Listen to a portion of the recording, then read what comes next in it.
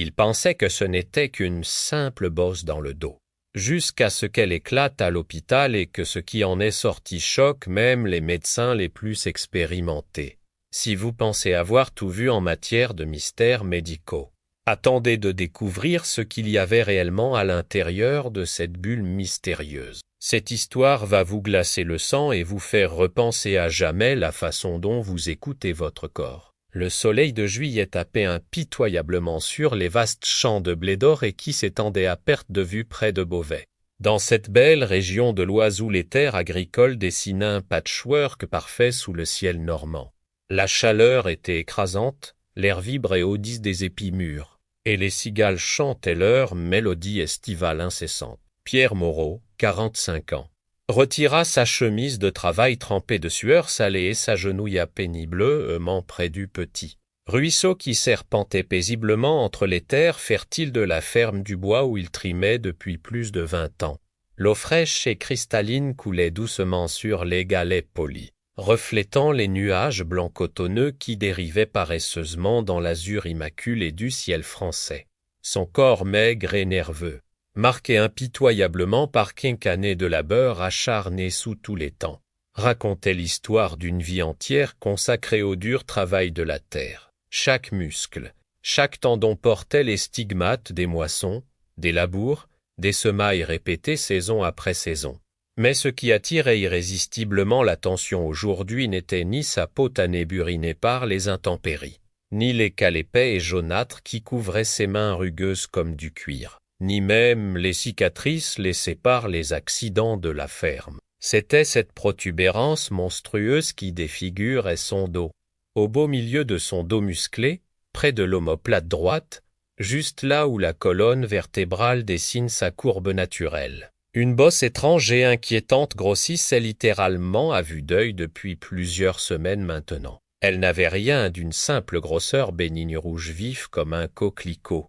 Au bord enflammé et visiblement irrité, elle présentait un éclat humide étendu particulièrement troublant qui lui donnait l'apparence malsaine d'un fruit tropical trop mûr, gonflé de jus, prêt à éclater violemment d'un moment à l'autre sous la moindre pression. La peau tout autour était anormalement chaude au toucher, presque brûlante, et teintée d'une couleur violace et peu naturelle qui s'étendait en auréole concentrique. Lucas Moreau, son fils unique de 8 ans aux cheveux châtains ébouriffés par le vent d'été et aux joues encore rondes de l'enfance, arrêta net son jeu de ricochet sur l'eau claire en apercevant cette scène cauchemardesque. Ses grands yeux bleus innocents s'écarquillèrent d'effroi et d'incompréhension face à cette vision qui dépassait son entendement d'enfant. « Papa, c'est quoi exactement ce truc horrible dans ton dos ?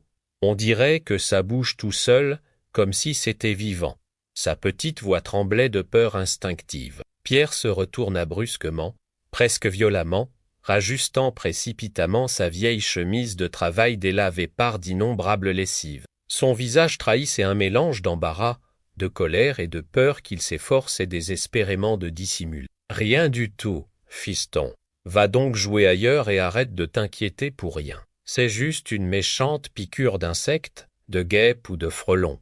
Rien de plus grave que ça. » Mais Lucas ne retourna pas vers l'eau claire et rafraîchissante du ruisseau où il aimait tant passer ses après-midi d'été. Il resta planté là, immobile comme une statue, le menton tremblant de peur incontrôlable, fixant avec une fascination horrifiée et morbide l'endroit exact où cette bosse répugnante semblait pulser rythmiquement, régulièrement. Oui, elle pulsait réellement, indéniablement, comme un second cœur maléfique battant de façon autonome sous la peau tendue de son père bien-aimé. Pierre sentait le regard inquiet et insistant de son fils comme un poignard de culpabilité planté profondément dans sa conscience paternelle. Mais il en avait plus qu'assez, bien au-delà de ses limites, d'entendre constamment des conseils alarmistes et des reproches à peine voilés de la part de tout son entourage. Depuis des semaines interminables qui s'étiraient comme un calvaire, Marie, sa femme dévouée depuis 15 ans de mariage, insistait sans relâche, avec une obstination croissante, pour qu'il prenne enfin et aille consulter au centre médical municipal de Beauvais. Ça grossit de jour en jour. Pierre, nom de Dieu, tu le vois bien comme moi. répétait-elle d'une voix de plus en plus désespérée et stridente chaque matin au petit déjeuner, en préparant le café et les tartines. Cette chose va finir par exploser si tu continues à l'ignorer. Mais lui l'ignorait obstinément, avec une détermination farouche, détournant systématiquement la tête et changeant de sujet chaque fois qu'elle osait aborder cette question devenue obsessionnelle dans leur foyer. Il avait ses raisons, multiples et selon lui parfaitement justifiées. D'abord, une raison purement économique et pragmatique, il ne pouvait absolument pas se permettre de perdre son emploi à la ferme des Dubois. Surtout maintenant, en pleine saison critique des moissons d'été où chaque bras valide comptait, l'argent était déjà dramatiquement serré dans le budget familial. Marie faisait des miracles pour boucler les fins de mois, et manquerait qu'une seule journée de travail pourrait très bien signifier la fin brutale de son contrat saisonnier. Monsieur Dubois était certes un patron équitable, mais les temps étaient durs pour tout le monde, et la concurrence ne manquait pas parmi les ouvriers agricoles de la région. Ensuite, et peut-être surtout, c'était une question de fierté masculine profondément ancrée dans son éducation paysanne traditionnelle. Un homme fait, un vrai travailleur de la terre, ne va pas chez le médecin pour une simple bosse sur le dos. Se répétait-il comme un mantra rassurant hérité de son père et de son grand-père avant lui. Du moins, pas un homme comme lui, forgé par le travail physique, habitué à la douleur et aux petits bobos du quotidien. Cet après-midi caniculaire de juillet, alors que la température avoisinait les 30 degrés à l'ombre et que l'air vibrait de chaleur, Marie l'attendait devant leur petite maison de pierre traditionnelle. Cette bâtisse du XIXe siècle qu'il louait pour une bouchée de pain au propriétaire local. Elle tenait dans ses mains une pile de linge sale qui attendait sa lessive hebdomadaire. Et au sommet de cette pile trônait le t-shirt préféré de Lucas, celui avec le logo du PSG que l'enfant adorait porter. « Pierre, regarde-moi ça très attentivement. S'il te plaît, dit-elle d'une voix tremblante d'émotion contenue, tendant le petit vêtement taché vers son mari récalcitrant. Le tissu portait des marques sombres et huileuses particulièrement répugnantes dans la zone du dos. Là où l'enfant s'était innocemment appuyé contre son père la veille au soir en regardant ensemble le match de football à la télévision. Il s'est appuyé contre toi hier pendant le match, et regarde ce que ça a fait sur ses vêtements. Ces taches dégoûtantes, cette substance. Ce n'est absolument pas normal, Pierre, tu m'entends. Un père normal ne tache pas les vêtements de son fils comme ça. Je t'ai déjà dit 100 fois, 1000 fois que ce n'était rien du tout, femme. Arrête donc une bonne fois pour toutes de traumatiser notre enfant avec tes histoires d'horreur dignes d'un mauvais film. Sa voix montait dans les aigus, trahissant une nervosité qu'il s'efforçait de masquer. Tu vas finir par lui donner des cauchemars avec tes obsessions maladives. Mais cette fois, Marie ne répondit pas, ne contre-attaqua pas comme à son habitude. Elle se contenta d'entrer dignement dans leur modeste demeure de pierre au volet bleu repeint chaque printemps, et de claquer la porte avec une violence inhabituelle qui fit trembler les vitres anciennes dans leur châssis de bois. Le message était clair, la discussion était close, mais le problème demeurait entier. À l'intérieur de la maison fraîche, loin de la chaleur accablante, Lucas pleurait silencieusement dans sa chambre d'enfant, recroquevillé comme un petit animal blessé dans le coin de son lit, serrant contre lui son doudou usé.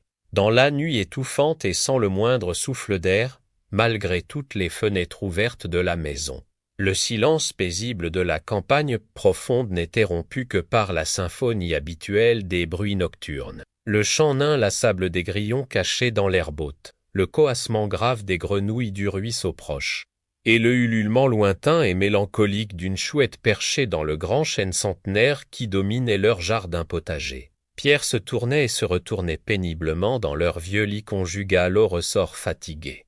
L'inquiétude lui tord dans l'estomac comme un étau invisible. Il transpirait abondamment, bien plus que ne le justifiait la température ambiante, malgré le courant d'air créé par la fenêtre grande ouverte sur la nuit étoilée. Une fièvre sournoise montait inexorablement en lui, mais il refusait encore et toujours, avec un entêtement pathologique, de l'admettre ouvertement. Une sensation étrange et profondément troublante l'habitait. Il avait la certitude grandissante que quelque chose bougeait réellement à l'intérieur de la protubérance. Quelque chose de vivant et d'autonome qui grouillait, se tortillait sous sa peau tendue comme la membrane d'un tambour. Peut-être que c'est un ver parasite tropical qui a pondu ses œufs sous ma peau. Pensait-il affolé, son imagination fiévreuse galopant vers les scénarios les plus horrifiants puisés dans les documentaires animaliers qu'il regarde et parfois le dimanche. Ou alors du venin concentré d'araignées exotiques qui fait littéralement pourrir et nécroser la chair de l'intérieur. Comme dans ses reportages sur l'Amazonie, rassemblant tout son courage et surmontant sa répulsion instinctive, il essaya délicatement de palper la protubérance du bout des doigts. Mais la douleur fulgurante qui le traversa de part en part fut si intense, si lancinante qu'il faillit hurler et réveiller toute la maisonnée.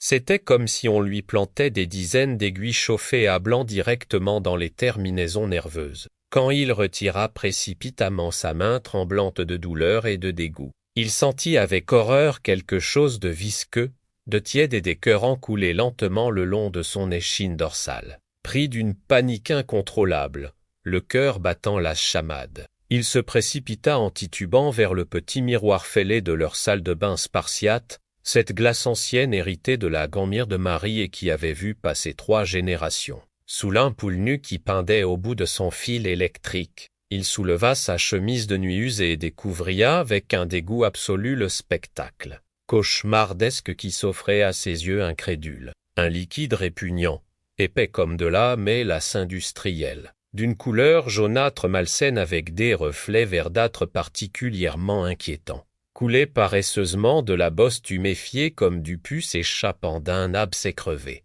Cette substance infecte dégageait une odeur si aigre, si suffocante, si profondément écœurante qu'elle lui donna immédiatement des hauts-le-cœur violents. Il dut se cramponner désespérément au rebord du vieux lavabo en faïence blanche pour ne pas s'effondrer et vomir tripes et boyaux sur le carrelage froid. « Mon Dieu, qu'est-ce qui m'arrive? Qu'est-ce que cette chose immonde qui pousse en moi ?» murmura-t-il dans un souffle, la voix brisée par l'angoisse. Il comprenait enfin que les choses prenaient une tournure bien trop grave, bien au-delà de ce qu'il avait voulu admettre jusque-là. Et si c'était déjà trop tard? Et si cette chose mystérieuse, quelle qu'elle soit, avait déjà envahi et contaminé tout son organisme comme un cancer foudroyant?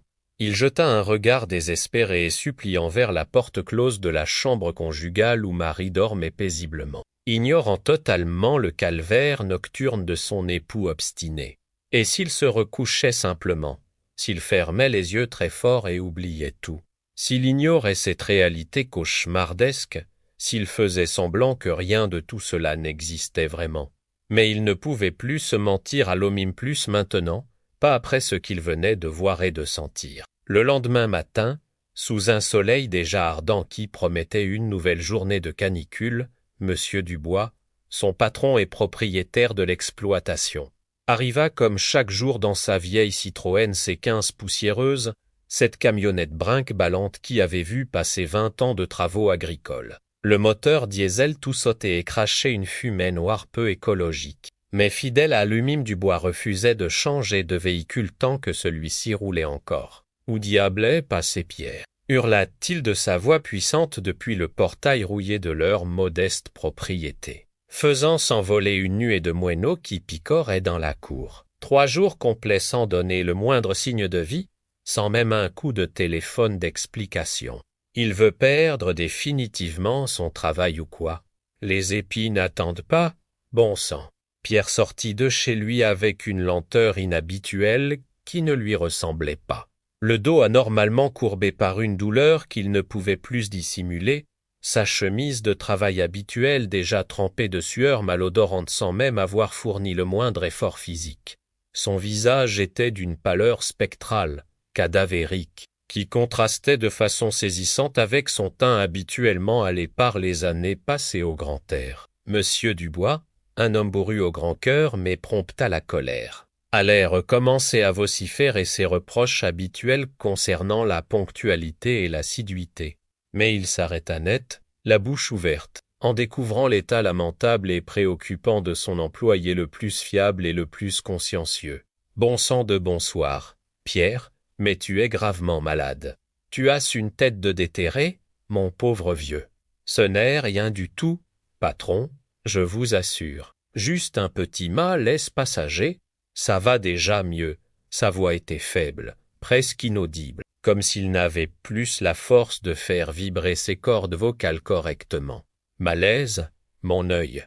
Tu as l'air d'un mince qui sort de sa tombe. » Inquiet malgré ses manières brusques, Dubois se tourna vers sa voiture familiale et cria d'une voix autoritaire. « Amélie, sors immédiatement de là et viens examiner cet homme. Il a besoin de tes compétences médicales. » La jeune infirmière diplômée, Amélie Dubois, fille unique du patron et fierté de la famille, s'extirpa prestement de la banquette arrière de la voiture familiale. Elle portait encore son uniforme blanc impeccable de l'hôpital régional de Beauvais où elle venait de terminer sa garde de nuit particulièrement éprouvante aux urgences. Ses cheveux blonds comme les blés étaient tirés en chignon strict selon le règlement hospitalier, et ses yeux verts perçants, hérités de sa mère disparue, trahissaient déjà une expérience précoce mais solide des urgences médicales les plus diverses. À 26 ans, elle avait déjà vu défiler dans son service tous les cas possibles et imaginables. Des accidents de la route aux intoxications alimentaires en passant par les malaises cardiaques des personnes âgées. Son stéthoscope professionnel pendait encore autour de son cou gracile. Preuve qu'elle sortait directement de l'hôpital sans même être passée chez elle pour se changer. Un seul regard expert et exercé suffit à lui faire comprendre immédiatement la gravité exceptionnelle de la situation qui se présentait devant elle. Son expression changea instantanément, passant de la curiosité bienveillante à l'inquiétude professionnelle la plus vive. « Monsieur Pierre, je vous en supplie, il faut absolument vous rendre à l'hôpital maintenant, sans perdre une seule minute de plus. Votre état nécessite une prise en charge médicale d'urgence. » Sa voix était ferme et empreinte d'une compassion sincère qui perçait sous le vernis professionnel. « Je vous remercie sincèrement de votre sollicitude, mademoiselle Amélie, mais je n'irai nulle part aujourd'hui.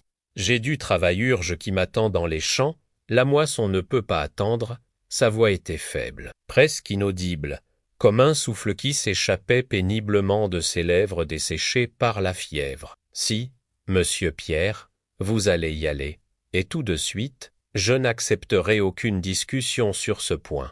Cette infection visible que vous portez peut très rapidement se propager dans tout votre organisme par voie sanguine. Et si elle atteint votre colonne vertébrale ou vos organes vitaux comme le cœur ou les poumons, elle laissa volontairement. » Sa phrase médicale en suspens.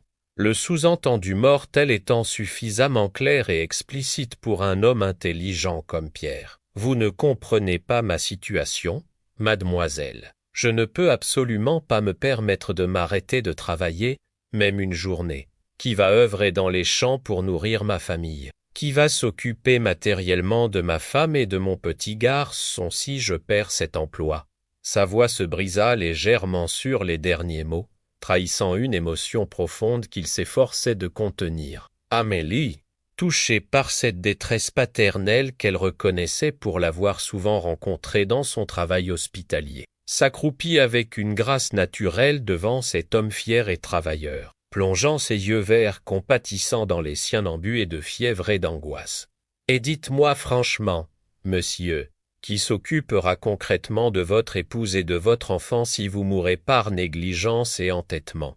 Qui subviendra à leurs besoins quand vous ne serez plus là pour les protéger? » Cette question, posée avec une douceur implacable, toucha Pierre en plein cœur comme une flèche bien ajustée. C'était précisément à cet instant critique, à ce moment de vérité absolue, que Lucas sortit précipitamment de la maison familiale, ses petites jambes d'enfant le portant aussi vite que possible vers la silhouette vacillante de son père adoré. Il se jeta contre la jambe de Pierre avec toute la force désespérée de ses 8 ans, l'entourant de ses bras menus comme s'il pouvait le retenir physiquement dans ce monde vivant par la seule puissance de son amour filial. « Papa, s'il te plaît, je t'en supplie, fais exactement ce que dit la dame docteur. J'ai tellement peur que tu partes pour toujours et que tu ne reviennes plus jamais à la maison. » Les larmes coulaient librement sur ses joues rondes d'enfant, et sa petite voix se brisait dans les sanglots. Pierre sentit sa poitrine se serrer douloureusement. Une émotion brute et primitive remontant irrémédiablement dans sa gorge serrée comme dans un étau. Il essaya encore une fois de résister, de faire le fier, de maintenir cette façade de force masculine qui était sa seule défense.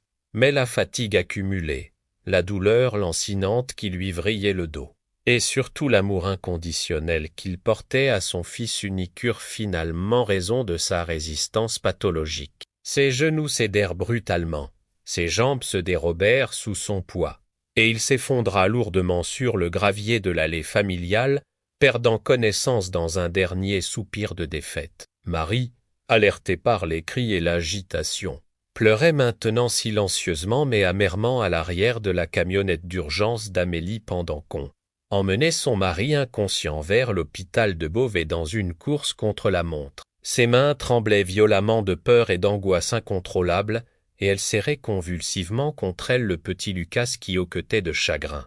Amélie, tout en conduisant avec la prudence d'une professionnelle habituée aux urgences, gardait sa main libre et rassurante posée sur l'épaule de la femme éplorée, essayant de lui transmettre un peu de sa force et de sa détermination. « Tout va bien se passer, Madame Marie, je vous le promets solennellement, j'ai vu des cas bien plus graves que celui de votre mari. Mais il était absolument crucial qu'il arrive rapidement à l'hôpital pour recevoir les soins appropriés. Chaque minute compte maintenant. » La camionnette accélérait prudemment mais résolument sur la route départementale sinueuse qui menait vers la ville. Et pendant que le moteur diesel rugissait dans l'effort soutenu, une question terrifiante planait dans l'habitacle confiné comme un nuage toxique et empoisonné. Qu'est-ce qui grandissait donc inexorablement, mystérieusement, à l'intérieur du corps de Pierre?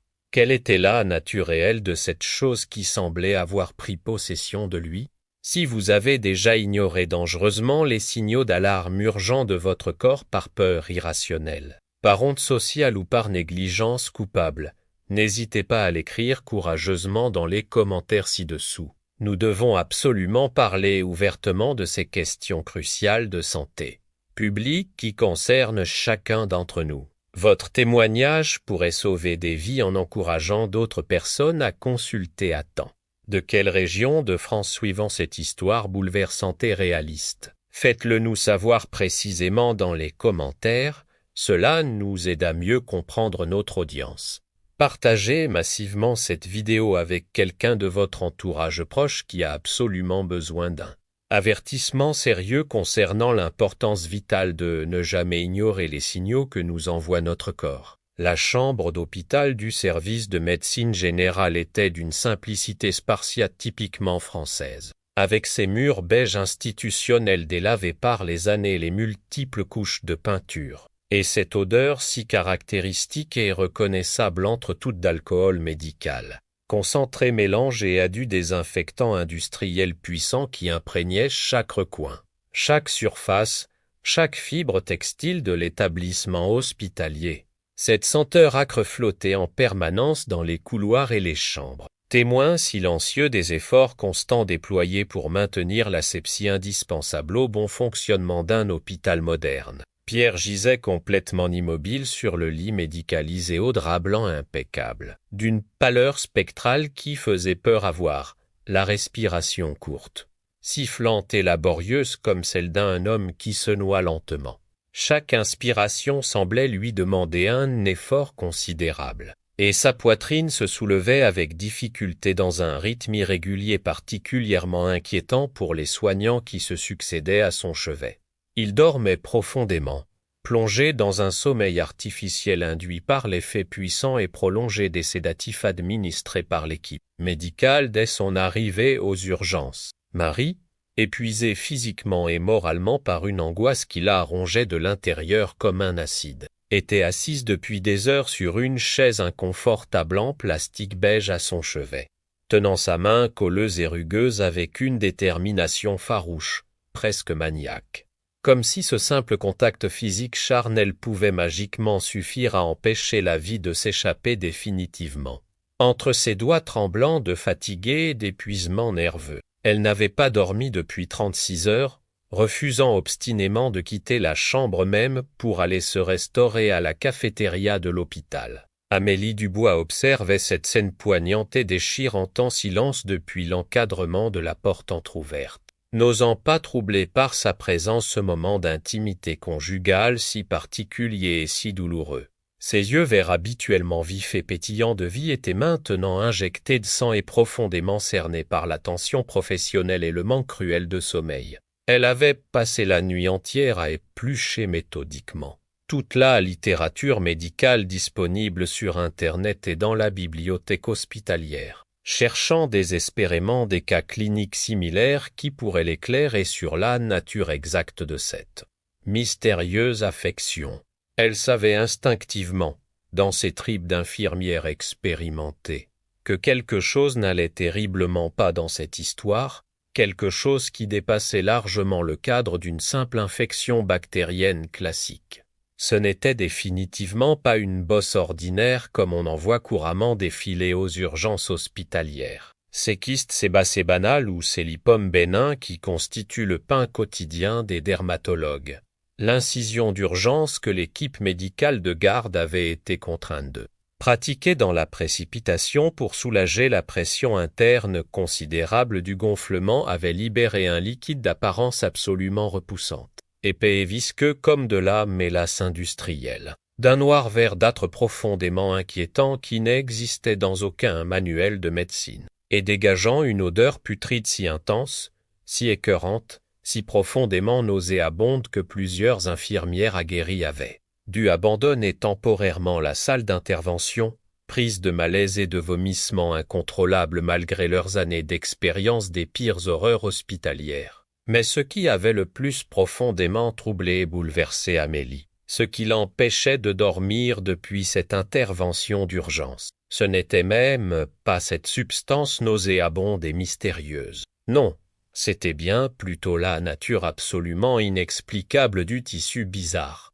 anormal, contre nature qui était apparue juste en dessous une fois le liquide complètement évacué et nettoyé. Ce n'était manifestement pas du pus classique d'infection bactérienne comme elle en avait déjà vu des centaines de fois. Ce n'était pas non plus de la graisse nécrosée ou du tissu adipeux dégénéré comme dans les cas de lipomes compliqués. C'était quelque chose de fondamentalement différent, quelque chose qui défiait toute classification médicale connue, quelque chose qui semblait anormalement organisé selon une logique incompréhensible, presque architecturée, comme si cela avait été délibérément conçu pour grandir de façon autonome l'intérieur du corps humain selon un plan préétabli et mystérieux. Des heures plus tôt, dans la salle d'urgence bondée et bruyante du service hospitalier où s'entremêlaient les cris des patients, les sonneries incessantes des appareils de monitoring et les conversations rapides du personnel médical, le médecin de garde, un homme d'expérience considérable aux tempes grisonnantes prématurément blanchies par 30 ans de médecine d'urgence, examinait minutieusement et avec une attention soutenue les clichés radiologiques haute définition affichés sur l'écran de contrôle dernier cri de l'hôpital. Le docteur François Lemaire, chef de service réputé dans tout le département pour son diagnostic sûr et sa capacité à résoudre les cas les plus complexes, fronçait les sourcils d'une manière qui ne présageait rien de bon. Amélie, bien qu'elle ne fît officiellement pas partie de l'équipe hospitalière permanente de cet établissement, avait obtenu l'autorisation exceptionnelle d'insister aux examens en tant qu'accompagnante médicale du patient, statut rare mais que sa réputation professionnelle lui avait permis d'obtenir. Docteur Lemaire, est-ce qu'on peut raisonnablement parler d'un simple kyste sébacé volumineux qui aurait mal évolué et se serait infecté ? Avait-elle demandé d'une voix qu'elle s'efforçait courageusement de garder professionnellement neutre et détachée, malgré son inquiétude croissante qui lui nouait l'estomac et accélérait dangereusement son rythme cardiaque. Le médecin chevronné, ce pilier de l'hôpital régional qui avait vu défiler dans sa carrière tous les cas possibles et inimaginables, l'avait regardé longuement et gravement par ses lunettes de lecture progressive, l'air profondément préoccupé et visiblement perturbé par ce qu'il observait sur les images médicales. Son expression habituelle de confiance professionnelle avait cédé la place à une perplexité inquiétante. « Ma chère collègue Amélie, si ce n'était qu'un banal kyste sébacé infecté, même particulièrement volumineux et compliqué, nous l'aurions déjà résolu efficacement et définitivement avec un traitement antibiotique adapté à large spectre et un drainage chirurgical simple pratiqué sous anesthésie locale. C'est du ressort de la chirurgie ambulatoire la plus élémentaire. » Il marqua une pause significative avant de continuer, pointant du doigt une zone particulièrement troublante sur la radiographie agrandie au maximum. « Mais regardez très attentivement ici, collègue. Voyez-vous cette organisation géométrique si particulière, cette structure si parfaitement délimitée?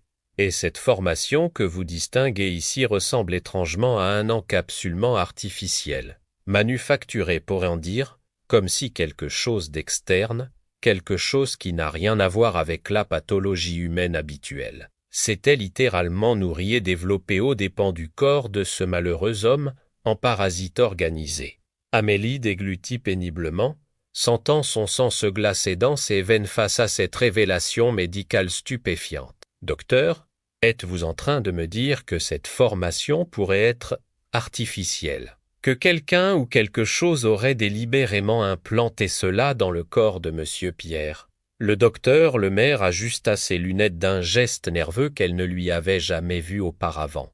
Cet homme réputé imperturbable, qui avait affronté les pires urgences médicales avec un foi légendaire, semblait maintenant profondément ébranlé par ses propres découvertes. « Amélie, en 40 ans de carrière médicale, j'ai vu des tumeurs rares, des parasites exotiques, des infections tropicales amenées par des voyageurs, mais jamais, au grand jamais, je n'ai observé une structure aussi organisée, aussi géométriquement parfaite croissant naturellement dans un corps humain. » Il fit pivoter l'écran pour mieux montrer les détails troublants de l'imagerie médicale, pointant du doigt des zones spécifiques qui défaient toute logique biologique connue.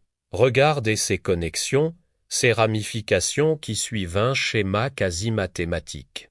Et ici, ces petites cavités parfaitement sphériques disposées en hexagones réguliers. La nature ne fonctionne pas ainsi, collègue.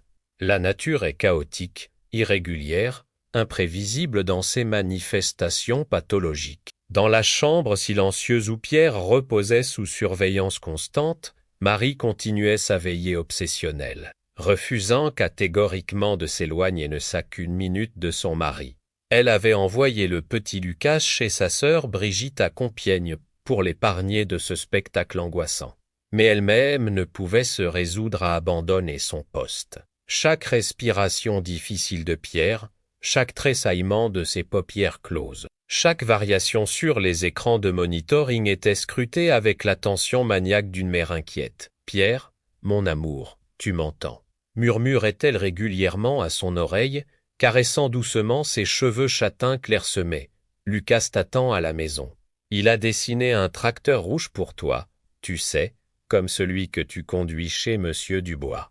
Il dit que quand tu seras guéri, vous irez ensemble ramasser les pommes dans le verger de grand-mère Simone, » mais Pierre ne réagissait pas. Son corps semblait lutter contre quelque chose d'invisible, comme si un combat titanesque se déroulait sous sa peau pâle étendue. Les moniteurs indiquaient des fluctuations étranges. Sa température corporelle oscillait entre des pics de fièvre à 39,5 degrés Celsius et des chutes brutales à 35,8 degrés Celsius.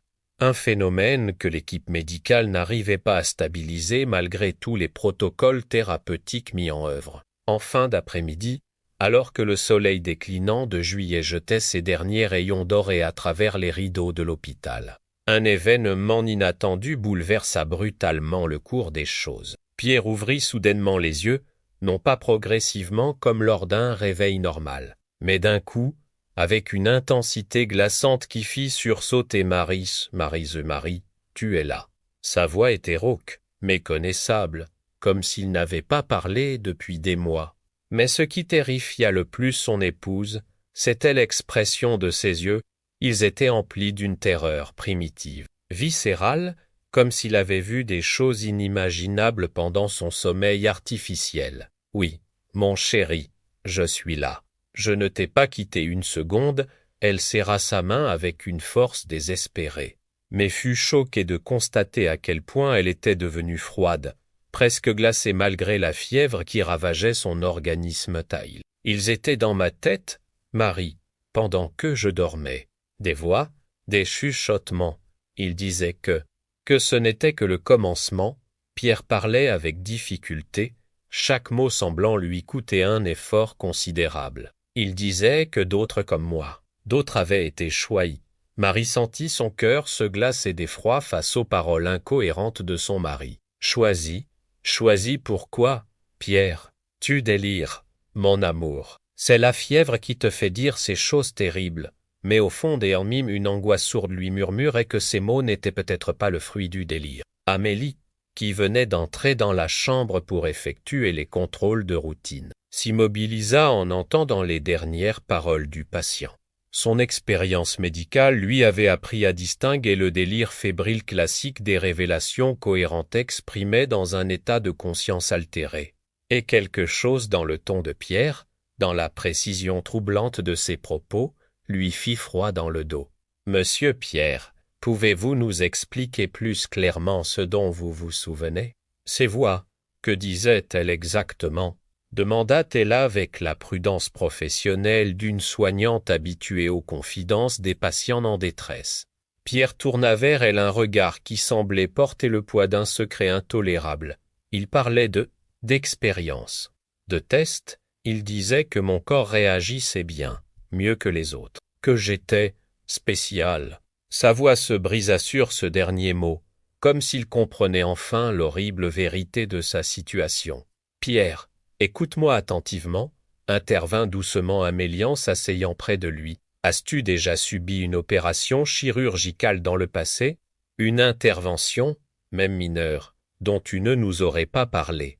Le visage de Pierre se contracta sous l'effort de la mémoire. Il y a 15 ans environ, j'étais tombé du toit de la grange chez les Dubois. Commotion cérébrale, côte cassée. On m'a emmené d'urgence à l'hôpital de Compiègne, il marqua une pause, les sourcils froncés. Maintenant que j'y repense, ils m'ont dit qu'il fallait m'opérer. Une intervention pour stopper une hémorragie interne, ils ont dit, Amélie et Marie échangèrent un regard chargé d'inquiétude. Te souviens-tu du nom du chirurgien? Des détails de l'intervention? Poursuivit l'infirmière. Docteur Morin, je crois. Ou Marteau? Non. Attendez. Pierre ferma les yeux, se concentrant intensément. Docteur Mercier. Oui, c'est ça, docteur Alain Mercier. Un type bizarre, avec des yeux très clairs, presque transparents. Il posait des questions étranges avant l'opération. Sur ma famille, mon travail, ma santé générale. Le nom résonna dans l'esprit d'Amélie comme une alarme stridente. Docteur Alain Mercier. Elle connaissait ce nom, l'avait entendu dans les couloirs de la faculté de médecine, toujours accompagné de chuchotements et de sous-entendus. Des rumeurs persistantes couraient sur ces méthodes peu orthodoxes, sur des expérimentations qu'il aurait menées en marge des protocoles officiels. Monsieur Pierre, cette cicatrice de votre opération, où se trouve-t-elle exactement? La question d'Amélie était lourde d'appréhension. Pierre souleva péniblement sa chemise d'hôpital et montra une fine ligne pâle qui courait le long de son flanc gauche. Là, mais c'est bizarre, maintenant que j'y pense. La cicatrice est beaucoup plus longue que ce que justifiait l'opération qu'il m'avait décrite. Et pendant des mois après, j'avais des douleurs étranges dans le dos, exactement à l'endroit où il n'eut pas besoin de terminer sa phrase. Tout comprirent que l'endroit en question était précisément celui où la monstrueuse protubérance avait commencé à se développer 15 longues années plus tard. Marie porta ses mains à sa bouche pour étouffer un cri d'horreur. « Mon Dieu, Pierre, tu veux dire que ce truc dans ton dos, ça daterait de cette opération? Qu'ils t'ont fait quelque chose pendant que tu étais endormi ?» Amélie se leva brusquement, son esprit professionnel fonctionnant à toute vitesse. Je dois immédiatement contacter le docteur Lemaire et vérifier certaines choses. Madame Marie, restez avec votre mari. Je reviens dans quelques minutes. Elle sortit rapidement de la chambre, son téléphone portable déjà en main. Dans le couloir, elle composa le numéro de son mentor, le professeur Dubois de la faculté de médecine de Paris. Un des rares à oser parler ouvertement des zones d'ombre de la recherche médicale française. Professeur, c'est Amélie Dubois. Je sais qu'il est tard, mais j'ai un cas urgent qui pourrait vous intéresser. Connaissez-vous un certain docteur Alain Mercier qui aurait exercé à Compiègne il y a une quinzaine d'années? Le silence au bout du fil fut si long qu'Amélie crut que la communication avait été coupée. Puis elle entendit un profond soupir, chargé de lassitude et d'inquiétude. « Amélie, où vous trouvez-vous actuellement? Êtes-vous seule ?» La voix du professeur était devenue grave, presque chuchotante. « Je suis à l'hôpital de Beauvais, dans le couloir du service de médecine interne. »« Professeur, que savez-vous sur ce docteur Mercier? » Raccroche immédiatement et va dans un endroit privé. Rappelle-moi depuis un téléphone fixe de l'hôpital dans 10 minutes. Et Amélie, méfie-toi de qui pourrait t'entendre. La communication se coupa, laissant l'infirmière avec un sentiment de malaise grandissant. Le ton du professeur, habituellement jovial et rassurant, avait pris des accents dramatiques qui ne lui ressemblaient pas. 10 minutes plus tard, depuis le bureau désert du service social de l'hôpital, Amélie composait le numéro de son mentor sur le vieux téléphone à cadran de l'administration. « Professeur, je vous rappelle comme convenu Amélie, le docteur Alain Mercier était, comment dire, un brillant chirurgien expérimental. Trop brillant? Peut-être. Il a été radié de l'ordre des médecins en 2010 pour des pratiques non autorisées. Des expérimentations sur des patients sans leur consentement éclairé. » Amélie sentit son sang se glacer. Quel genre d'expérimentation, professeur? Il travaillait sur ce qu'il appelait la bio-augmentation préventive. L'idée était d'implanter dans le corps humain des dispositifs de surveillance biologique qui pourraient détecter et traiter préventivement certaines pathologies. En théorie, c'était révolutionnaire. En pratique, insista Amélie. En pratique, les dispositifs étaient défaillants. Ils ne se contentaient pas de surveiller. Ils modifiaient l'organisme. Plusieurs patients sont morts dans d'atroces souffrances. D'autres ont développé des tumeurs étranges, des déformations. L'affaire a été étouffée, mais Mercier a disparu avant son procès. Amélie ferma les yeux, comprenant enfin l'ampleur du cauchemar. « Professeur, j'ai un patient qui présente exactement ces symptômes. Il a été opéré par Mercier il y a 15 ans. Mon Dieu, Amélie, si ce que vous me dites est vrai, ce patient est en grand danger. » Les dispositifs de Mercier étaient programmés pour se déclencher après une période d'incubation. 15 ans correspondent exactement à ces calculs théoriques. Se déclencher comment? Ils étaient conçus pour libérer des agents modificateurs dans l'organisme. L'objectif officiel était de renforcer le système immunitaire, mais les effets réels étaient imprévisibles et souvent mortels. Amélie raccrocha, les mains tremblantes. Elle devait immédiatement retourner auprès de Pierre et prévenir le docteur Lemaire. Mais alors qu'elle traversait rapidement les couloirs de l'hôpital, une question terrifiante lui traversa l'esprit: si Pierre avait été opéré par Mercier, combien d'autres patients avaient subi le même sort? Combien de bombes à retardement biologique se promenaient actuellement en liberté dans la région? En arrivant dans la chambre de Pierre, elle découvrit avec effroi que son état s'était brutalement dégradé. Marie pleurait en silence tandis que l'équipe médicale d'urgence s'activait.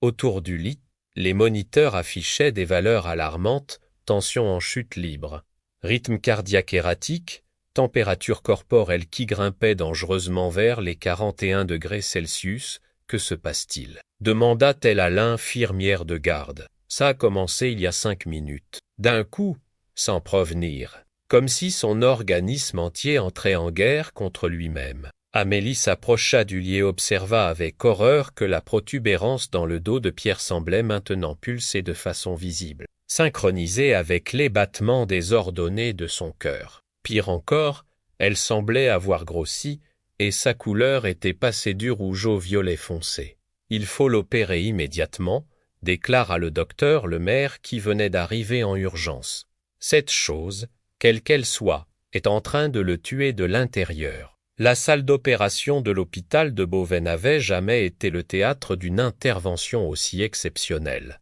Sous les puissants projecteurs chirurgicaux, Pierre gisait inconscient, son corps livré aux mains expertes de l'équipe médicale dirigée par le docteur Lemaire. Amélie, exceptionnellement autorisée à insister à l'intervention en raison de ses découvertes cruciales, observait depuis la tribune d'observation, le cœur battant d'angoisse. « Scalpel » demanda calmement le chirurgien, mais sa voix trahissait une tension inhabituelle. L'incision révéla immédiatement que la situation était bien plus grave que tout ce qu'ils avaient pu imaginer. Sous la peau, la protubérance n'était pas une simple masse informe, c'était un dispositif complexe, métallique, de la taille d'un poing, relié au système nerveux et circulatoire de Pierre par un réseau de filaments microscopiques. « Mon Dieu !» murmura l'anesthésiste en découvrant le spectacle. « Qu'est-ce que c'est que cette horreur ?» Le docteur Lemaire examina attentivement la structure artificielle, utilisant une loupe chirurgicale pour en distinguer tous les détails. « C'est de la technologie médicale, mais d'une sophistication que je n'ai jamais vue. Regardez ces connexions, cette miniaturisation. Weaver a conçu cela était un génie, ou un monstre. » L'appareil semblait encore actif, de petites diodes clignotaient faiblement, et un liquide verdâtre circulait dans de minuscules tubes transparents. Plus troublant encore, il réagissait aux stimuli extérieurs, ses pulsations s'accélérant chaque fois que les chirurgiens s'en approchaient. « Docteur, regardez ceci », intervint l'infirmière de bloc en pointant du doigt une série de caractères gravés sur la surface métallique. « Il y a des inscriptions. » Le docteur Lemaire se pencha et lut à voix haute. Prototype BH47, série. Merchit activation programmée. 15 ans post-implantation, un silence de mort. S'abattit sur la salle d'opération. Tout comprenait maintenant qu'ils étaient face aux preuves tangibles d'une expérimentation médicale clandestine d'une ampleur terrifiante. « Comment procédons-nous, docteur ?» demanda l'infirmière instrumentiste. Le docteur Lemaire hésita. L'appareil était si intimement connecté aux organes vitaux de Pierre que toute extraction brutale risquait de provoquer sa mort immédiate. Nous devons procéder avec une extrême prudence. Cet engin a eu 15 ans pour s'intégrer à son organisme. C'est presque devenu un organe supplémentaire, l'intervention dura plus de 4 heures. Millimètre par millimètre, le chirurgien sectionna les connexions. Cautérisa les vaisseaux, déconnecta les filaments nerveux. Plusieurs fois, les moniteurs s'affolèrent. La tension artérielle de Pierre chuta dangereusement, et l'équipe crut qu'ils allaient le perdre. Mais finalement, dans un bruit métallique sinistre, l'appareil fut extrait du corps de Pierre. Dès qu'il fut séparé de son hôte, ses diodes s'éteignirent une à une, et le liquide verdâtre cessa de circuler. « C'est fini », soupira le docteur Lemaire, épuisé par cette épreuve. L'appareil est neutralisé, mais leur soulagement fut de courte durée. En examinant plus attentivement le dispositif sous un microscope puissant, ils découvrirent une inscription supplémentaire, gravée en caractères minuscules. Réseau connecté. Unité 1 de 50, Amélie sentit le sol se dérober sous ses pieds. « Docteur, cela signifie qu'il y en a 49 autres ?» 49 personnes dans la même situation que Pierre. Le docteur Lemaire hocha gravement la tête. Il faut immédiatement prévenir les autorités sanitaires. Si ces appareils se déclenchent simultanément, il n'eut pas besoin de terminer sa phrase. Tous imaginaient l'ampleur de la catastrophe humanitaire qui pourrait se produire si autre bombe biologique explosait dans l'organisme de victimes inconscientes. Dans la salle de réveil, Pierre reprenait lentement connaissance. Pour la première fois depuis des semaines, son visage avait retrouvé des couleurs et sa respiration était redevenue normale. Marie, qui n'avait pas quitté l'hôpital, pleurait de soulagement en tenant sa main. « comment je me sens, murmura-t-il faiblement. Comme si on venait de t'enlever un poids énorme, répondit Marie en caressant doucement ses cheveux. Tu vas guérir, mon amour, tu vas enfin guérir, mais dans le bureau du directeur de l'hôpital, une toute autre conversation avait lieu. Le docteur Lemaire, Amélie, et plusieurs responsables des autorités sanitaires régionales étaient réunis en urgence autour de l'appareil extrait du corps de Pierre. Nous devons retrouver les autres victimes avant qu'il ne soit trop tard, déclara le représentant de la Direction générale de la santé. Avons-nous des pistes pour localiser ce docteur Mercier? 6 mois plus tard, dans le petit salon de la maison familiale des Moreau, Pierre regardait les informations télévisées avec un mélange de satisfaction et d'amertume. Le présentateur annonçait l'arrestation du docteur Alain Mercier dans une villa isolée des Pyrénées, où il poursuivait ses expérimentations clandestines sur de nouvelles victimes. L'affaire Mercier, qui a secoué le monde médical français ces derniers mois, trouve enfin son épilogue avec l'interpellation de celui que la presse a surnommé le docteur Frankenstein de Compiègne, commentait le journaliste. Rappelons que 40 dispositifs expérimentaux ont pu être extraits de patients à travers toute la France, sauvant ainsi des dizaines de vies. Marie éteignit la télévision et vint s'asseoir près de son mari, qui avait retrouvé sa corpulence normale et son teint hâlé de travailleur des champs. La cicatrice dans son dos était presque invisible, mais les cicatrices psychologiques mettraient plus de temps à guérir. « Tu regrettes d'avoir parlé ?» demanda-t-elle doucement. Pierre réfléchit un instant avant de répondre. « Non, si je n'avais rien dit, 48 autres personnes seraient mortes dans d'atroces souffrances. » Et puis, il regarda vers la fenêtre où Lucas jouait dans le jardin avec les enfants du voisinage. Je ne voulais pas que notre fils grandisse en pensant que son père était un lâche qui préférait mourir plutôt que de se battre. Le procès de Mercier avait révélé l'ampleur horrifiante de ses expérimentations. Pendant plus de 15 ans, il avait implanté ces dispositifs de bio-augmentation dans le corps de patients vulnérables, principalement des ouvriers agricoles et des personnes sans famille proche qui ne poseraient pas trop de questions. Son objectif avoué était de créer une nouvelle génération d'humains améliorés, résistants aux maladies et aux toxiques. En réalité, ces expériences n'avaient produit que souffrance et mort. Les dispositifs, loin d'améliorer la santé de leurs hôtes, les empoisonnaient lentement, modifiant leur ADN et créant des tumeurs monstrueuses. Amélie, devenue une célébrité malgré elle dans le milieu médical français, avait témoigné lors du procès. Son récit détaillé de la découverte et de l'extraction du dispositif avait contribué à faire condamner Mercier à la réclusion criminelle à perpétuité. Sans votre courage et votre obstination, mademoiselle Dubois, avait déclaré le président du tribunal.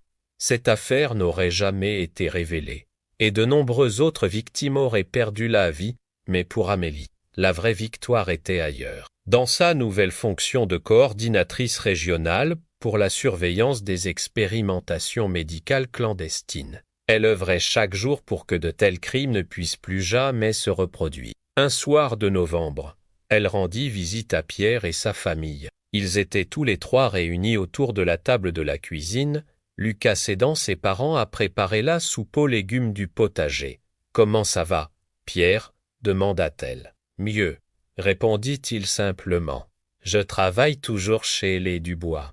Monsieur Dubois m'a même proposé de reprendre la ferme quand il prendra sa retraite dans quelques années. Et toi, Lucas, comment ça se passe à l'école ?» Le petit garçon leva vers elle ses grands yeux bleus, devenu plus sérieux depuis cette épreuve familiale. « Maîtresse dit que papa est un héros.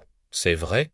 Pierre s'agenouilla près de son fils et le prit dans ses bras. « Non, Lucas, je ne suis pas un héros. J'ai juste eu de la chance d'avoir autour de moi des gens courageux qui n'ont pas abandonné. » Il regarda Amélie et Marie avec reconnaissance. « Le vrai héroïsme, c'est ce qu'ont fait Amélie et ta maman.